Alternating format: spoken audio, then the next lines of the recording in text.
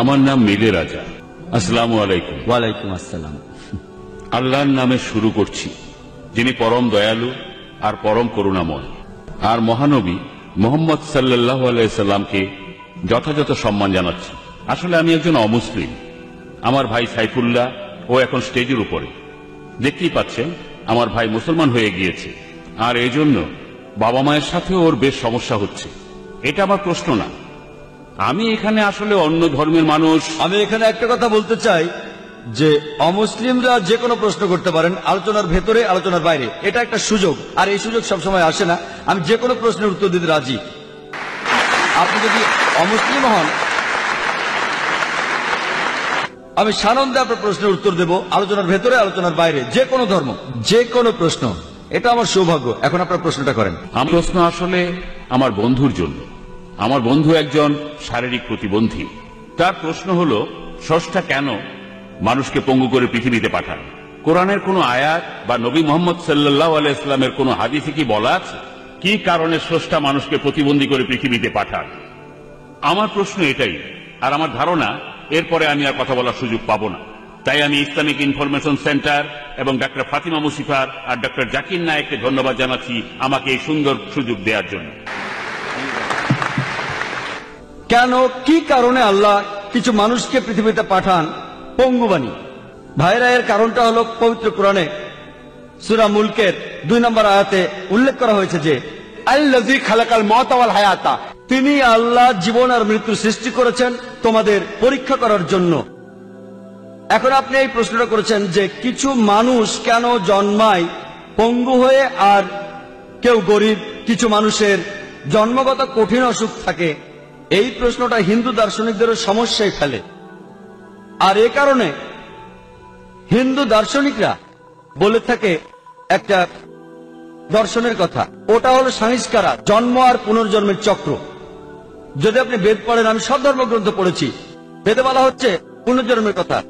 পুনর মানে পরবর্তী, জন্ম মানে জীবন, পরবর্তী জীবন। এমনকি পুরানো মৃত্যুর পরের জীবনের কথা বলা হয়েছে, তবে সেটা বেদের মতো না যে জন্ম তারপর মৃত্যু, আবার জন্ম আবার মৃত্যু, আবার জন্ম আবার মৃত্যু, এমন কোন চক্র নেই। কিন্তু হিন্দু ধর্ম দর্শনের একটি প্রধান ভিত্তি হলো কর্ম। প্রত্যেক কর্মই আবার নির্ভর করে ধর্মের উপর। এর একটা অ্যাকশন আছে, রিয়াকশন আছে। আর এর উপর ভিত্তি করে হিন্দু ধর্মের দার্শনিকরা মনে করেন যে সম্ভবত আগের জীবনে এই লোকগুলো কোন অন্যায় করেছিল, তাই এই জন্মে তারা পঙ্গু হয়ে জন্ম নিয়েছে। যদিও এই কথা বেদের কোনো অনুচ্ছেদে নেই।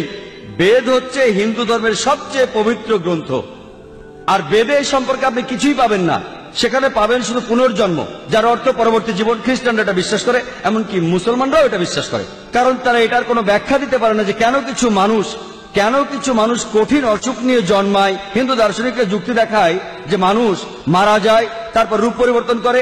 যদি আপনি আগের জন্মে খারাপ কাজ করে থাকেন, তাহলে এই জন্মে পঙ্গু হয়ে জন্মাবেন। তারা আরো বলছে যে যদি কোনো মানুষ ভালো কাজ করে থাকে, তাহলে সে উঁচু জাতে জন্মাবে, আর সবচেয়ে উঁচু স্তরের প্রাণী হচ্ছে মানুষ। এই জন্মে আপনি খারাপ কাজ করলে নিচু স্তরের প্রাণী হয়ে জন্মাবেন। হতে পারে একটা বিড়াল, একটা কুকুর, অথবা অন্য কোনো প্রাণী। যদি ভালো কাজ করেন তাহলে উঁচু স্তরে। আমি একটা প্রশ্ন করি, এখন পৃথিবীতে অপরাধের সংখ্যা বাড়ছে না কমছে? বাড়ছে না কমছে? বাড়ছে না কমছে? বাড়ছে। সবাই একমত, বাড়ছে। এখনকার দিনে পৃথিবীর জনসংখ্যা বাড়ছে না কমছে? বাড়ছে। যদি ধরে নিই যে খারাপ কাজ করলে নিচু স্তরে জন্ম হয়, তাহলে তো পৃথিবীর মানুষ কমে যাওয়া উচিত।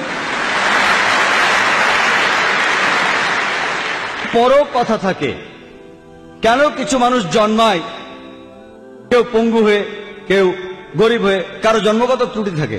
এর উত্তর দেওয়া আছে পবিত্র কোরআনের সূরা মুলকের 2 নম্বর আয়াতে। আল্লাযী খালাকাল মাউতা ওয়াল হায়াতা, তিনি আল্লাহ জীবন আর মৃত্যু সৃষ্টি করেছেন পরীক্ষা করার জন্য তোমাদের।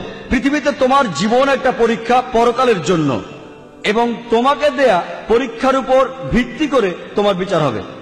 আর মহান স্রষ্টা এক একজনকে এক একভাবে বিচার করবেন। যখন আপনি কোনো পরীক্ষা দিতে বসেন, প্রত্যেক বছর পরীক্ষার প্রশ্নপত্র বদল হয়। যদি প্রশ্ন না বদলায়, তাহলে পরীক্ষাটা কিসে? প্রতি বছর প্রশ্ন বদলাবে। একইভাবে আল্লাহ সুবহানাহু ওয়া তাআলা বিভিন্ন মানুষকে বিভিন্নভাবে পরীক্ষা করেন। তিনি কিছু মানুষকে সম্পদ দেন, আর যদি কাউকে সম্পদ দেন, ইসলামী শরিয়া বলে আপনার অতিরিক্ত সম্পদের 2.5% দান করে দিতে হবে, যেটাকে বলা হয় যাকাত। আর গরিব মানুষকে কোনো জাকাত দিতে হবে না, সেই 100-তে 100 পাবে জাকাতে। আর ধনী লোক, তাদের জন্য স্বর্গে যাওয়া খুবই কঠিন হয়ে যাবে। যীশু খ্রিস্ট বলেছেন ধনী লোকের পক্ষে স্বর্গে যাওয়া অসম্ভব, আর মহানবী সাল্লাল্লাহু আলাইহি ওয়াসাল্লাম বলেছেন এটা খুবই কঠিন ধনী লোকের পক্ষে সহজে বেহেশতে যাও। যদি আপনি ভালো করে দেখেন যে আল্লাহ সুবহানাহু ওয়া তাআলা আপনাকে যে সুযোগ সুবিধা দিয়েছেন তা দিয়েই আপনার বিচার করা হবে। যদি আপনাকে সম্পদ দেন তাহলে জাকাত দিতে হবে, যদি সম্পদ না থাকে কোনো জাকাত দিতে হবে না। কিছু মানুষকে তিনি পঙ্গু বানিয়ে পৃথিবীতে পাঠান, তারা পঙ্গু হয়ে জন্মায়। যদি কেউ আমাকে প্রশ্ন করে যে এই শিশুটির অপরাধ কি, সে কি অন্যায় করেছে, আমরা ইসলামে বিশ্বাস করি প্রত্যেক শিশু মাসুম, প্রত্যেক শিশু নিরপরাধ আর নিষ্পাপ। কিন্তু যখন সে এভাবে জন্মাচ্ছে, হতে পারে যে আল্লাহ কোরআনে বলেছেন তোমার সম্পত্তি, তোমার সন্তান, তোমার স্ত্রী হলো তোমার জন্য পরীক্ষা। এটা বাবা মার জন্য পরীক্ষা হতে পারে। হয়তো আল্লাহ বাবা মাকে পরীক্ষা করছেন, হয়তো বাবা মা আল্লাহকে খুব মানে, হতে পারে তারা খুব ধার্মিক। এখন আল্লাহ তাআলা তাদের আরো কঠিন পরীক্ষায় ফেলেছেন যে এবার তোমাদের সন্তানকে পঙ্গু বানালাম। স্রষ্টা দেখতে চাইছেন এখনো সেই বাবা মা আল্লাহকে বিশ্বাস করে কিনা। আর পরীক্ষা যত কঠিন, পুরস্কারও তত বড়। যেমন ধরেন আপনি যদি বিএ তার মানে গ্র্যাজুয়েশন পরীক্ষা দেন, এটা খুব সহজ। কিন্তু আপনি যখন মেডিকেল গ্র্যাজুয়েশন পরীক্ষাটা দেবেন, সেটা বেশ কঠিন। কিন্তু আপনি যখন এমবিবিএস পাস করবেন, নামের আগে লেখা হবে ডাক্তার, পরীক্ষাটা কঠিন, কিন্তু যখনই আপনি পাস করবেন আপনি ডাক্তার। সম্মানটা অনেক বেশি। পরীক্ষাটা যত কঠিন, পুরস্কার তত বড়। তাহলে আল্লাহ বিভিন্ন মানুষকে বিভিন্নভাবে পরীক্ষা করেন। একজন মানুষ পঙ্গু হয়ে জন্মেছে, তার মানে এই না যে সে আগের জন্মে অন্যায় করেছে, সে নিষ্পাপ। সে যে পঙ্গু, এটা হয়তো তার বাবা মায়ের জন্য পরীক্ষা, হতে পারে এটা তার নিজের জন্যও পরীক্ষা। আল্লাহ তাকে পরীক্ষা করতে চান যে সে এখনো স্রষ্টাকে বিশ্বাস করে কিনা। আর এজন্য আল্লাহ কিছু মানুষকে গরিব বানান, তারা দরিদ্র হয়ে জন্ম নেয়। আবার কিছু মানুষকে ধনী বানান, কিছু মানুষ ভালো স্বাস্থ্য নিয়ে জন্মায়, আর কেউ পঙ্গু হয়ে জন্মায়। আল্লাহ বিচার করেন পরীক্ষার উপর ভিত্তি করে। চিন্তা করেন 100 মিটার দৌড় প্রতিযোগিতায় কিছু লোক থাকে পঙ্গু, তারা 50 মিটার থেকে শুরু করে, কারণ হয়তো তার পায়ে সমস্যা আছে, আর এই কারণে সে শুরু করে 50 মিটার আগে থেকে। যদি আল্লাহ দেখেন যে কোনো মানুষের কাছ থেকে কিছু সুযোগ সুবিধা কেড়ে নেওয়া হয়েছে, তাহলে তিনি সেভাবেই বিচার করবেন। যদি পরীক্ষার প্রশ্ন কঠিন হয় তাহলে টিচার সহজভাবে খাতা দেখেন, আর যদি প্রশ্ন সহজ হয় তাহলে টিচার একটু কঠিনভাবে খাতা দেখে থাকেন। আর আল্লাহ তাআলা এক এক মানুষকে এক একভাবে তৈরি করেছেন, বিভিন্ন রঙে, বিভিন্ন ভাষায়, আলাদা আলাদা পরিবেশে। আর আল্লাহ সুবহানাহু ওয়া তাআলা যাকে যে পরিবেশ দিয়েছেন, যে সুযোগ সুবিধা দিয়েছেন, সেইভাবেই তার বিচার করবেন। আশা করি উত্তর পেয়েছেন।